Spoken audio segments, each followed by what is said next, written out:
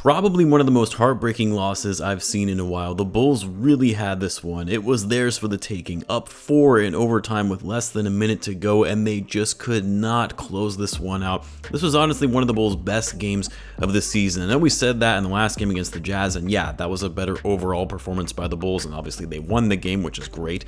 But this is the Suns we're talking about here. And yes, they didn't have Devin Booker, who absolutely kills the Bulls normally whenever he's on the court, but this is still the Phoenix Suns with Kevin Durant, and of course Bradley Beal, who made his season debut tonight. And it was one of the Bulls' best performances of the year despite it coming in a loss, because aside from that initial stretch to start the game in which they fell behind by 18, they were down 22-4, aside from that stretch, the Bulls were locked in on both ends of the floor. They maintained the energy throughout this one, never gave up, never put their heads down, even when the Suns went on a little run in the third quarter where they were up by double digits. They fought back, they played team basketball, played quickly, kept up the pace. The defense tonight was incredible. Alex Caruso was absolutely phenomenal in this game. Dude locked up Kevin Durant in the fourth quarter and in overtime, hounding the man, absolutely pestering him. Alex Caruso, a 6'5 guard, was locking up a 6'11 forward who's one of the greatest scorers of all time. I mean, I know it's such a cliche phrase and thing to say, but if there was ever a moral victory, this was one. And I mean that in the sense that guys were playing for each other. They were hustling on the court for the whole game.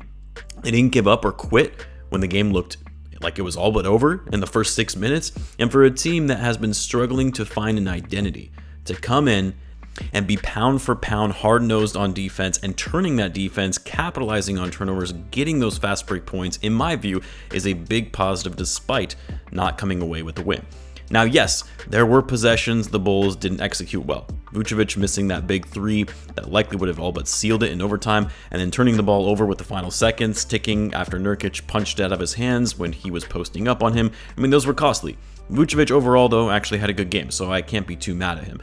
And he also hit a very big three in OT before the one that he missed. And then Zach Lavine. I don't know what it is about Zach, but when it comes to crunch time, it's like his sense of basketball IQ and decision making just completely goes out the window. I'm mainly talking about some of the bad turnovers in the final minute or so in regulation, and it ended up not really having much of an impact because the Bulls took it to OT anyway, but just not smart basketball from Zach Lavine. He's got to be better in those final moments. And it's funny because right after those two bad possessions from Zach, the Bulls decided to put the ball in DeMar's hands, and he sinks a big shot to tie the game that would eventually send it to overtime. But anyway, I've got to start with Alex Caruso and his impact in this game. First of all, if you had a chance to look at the box score, you probably noticed that all of the starters were a negative in box plus minus for this game. Caruso, who played just as many minutes as the starters, if not more in some of them, was a plus 24 to finish the game. A plus 24 with all the starters when they were all in the negative. The reason Caruso was so big in this game, aside from his defensive impact, was the fact that when the game was looking down and out in the first quarter, when it was 22-4, Caruso came in, brought energy, grit, and hustle, and knocked down 3 straight threes to bring the Bulls back into the game, igniting energy back into the crowd and got the players going again. AC's defense tonight was just phenomenal, getting into passing lanes, deflecting the ball, and preventing easy backdoor buckets, preventing guys like Kevin Durant and Grayson Allen from penetrating to the paint. His defense not only was that top-notch, but what's insane is that he actually was one of the Bulls' best offensive players tonight. 19 points for Alex Caruso, 7 for 9 from the floor, 3 for 4 from 3. I mean, the way Caruso has been shooting the ball from deep this season, he could legitimately become one of the best 3-and-D players in the NBA if he can keep this up. Caruso really struggled with his shot last season. As good as he was defensively, making first-team all-defense, his shot was off last year. So far this season, after tonight, he's shooting 38% from 3 on under just a little under 3 attempts per game. We'll see if he's able to sustain that, but man, Alex Caruso developing an outside game while keeping up that tenacious defense would be a game changer for the Bulls. Javon Carter, man, I need to see more minutes from Javon Carter, because the way that he's moving on the court without the ball, looking for ways to get open on the perimeter, his quick pull-up threes in transition, which he always seems to make whenever he's doing it. Likewise to Caruso, the tenacious defense that he brings as well. I need to see him getting more than just 13 minutes. Javon Carter getting 13 minutes is bad on the Bulls when they need more floor spacing and three-point shooting. But anyway, I meant to go to the starters right after that, because the starters, while most of them had good games, letting the Suns get out to that early lead really cost them. And then the other thing was it was all about closing this game because DeMar DeRozan, for all intents and purposes, did not have the best game, at least for him anyway. Shot the ball poorly, was 6 for 20 overall, but he hit the shots that mattered most both in the fourth quarter and in overtime. Another 7 assists for DeMar as well, which is great to see. We've talked all offseason how we need to see DeMar as a facilitator again. He also had 2 blocks and a steal.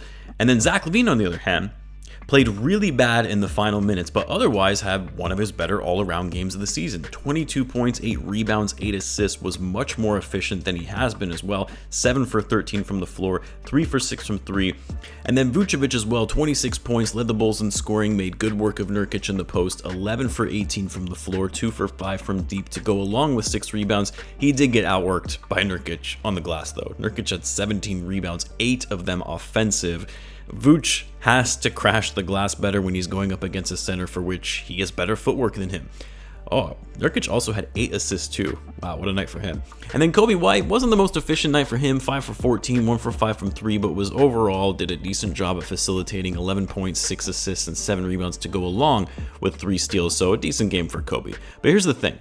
When you look at the overall team statistics and you compare them to that of the Suns, I hate to address the math problem again, but taking 33 threes compared to the Suns' 48, even though the Bulls shot it at a higher clip at 42%, they still lost the 3-point game by 15 points in total. Got to the foul line less than the Suns did as well. And then of course the Bulls getting out-rebounded by a ton. It's crazy so far this season. The Bulls, who struggled last year on the offensive glass, are actually 9th in offensive rebounds in the league, but are dead last in defensive rebounds, and 26th overall in total boards.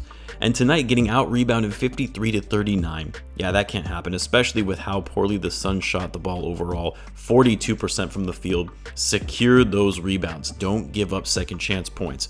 30 assists though for the Bulls. I feel like that has to be a season high. And it's my personal barometer for a successful passing and ball movement night if you're able to get 30 plus assists. That more often than not leads to a win, but not in this one. And then the only other thing more frustrating about this game is seeing Grayson Allen light up the Bulls yet again. Dude plays like ass against other teams, but then torches the Bulls when he puts up 26 points on 8 for 13 shooting from deep. Just unbelievable. Hate that dude.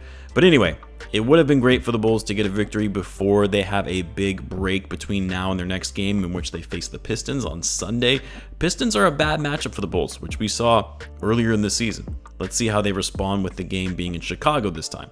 Speaking of games in Chicago, I'm actually going to be at the game on the 15th against the Orlando Magic. If any of you guys are going to be out there, send me a DM. Would love to meet some of you.